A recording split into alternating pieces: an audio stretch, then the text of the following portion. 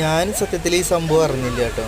ഞാനും വിചാരിച്ചത് അയ്യോ ഇവരുടെ ഷോർട്ട് ഫിലിമിൻ്റെ ഇങ്ങനെ ഷൂട്ടിംഗ് ആവുമെന്നാണ് ഞാൻ ആദ്യം വിചാരിച്ചത് കേട്ടോ. ഇത് കണ്ടപ്പോൾ സംഭവം ആള് പുലിയോട്ടോ, ഇങ്ങനെ ഇരുന്നോട്ടെ, ആള് സെറ്റപ്പാണ്. ആള് നിസ്സാരക്കാരനായിട്ട് പാവ കളിച്ച് നടന്നാലും ആള് സെറ്റപ്പാണ്. കൊച്ചി കള്ളം സെറ്റ് ചെയ്ത് എടുത്തു വളച്ച്. നിസ്സാരക്കാരനല്ലാന്ന് തെളിയിച്ചു.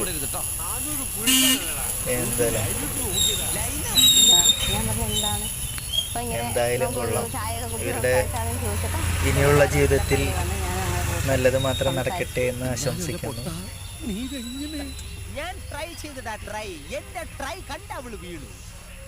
ഇനി ഇത്തിരി ഉത്തരവാദിത്വത്തോടു കൂടി ജീവിക്കട്ടെ. എല്ലാ ഭാവങ്ങളും നേരുന്നു. Okay, all the best. എന്നിങ്ങനെ ചോദിച്ചു. അപ്പം ഞാൻ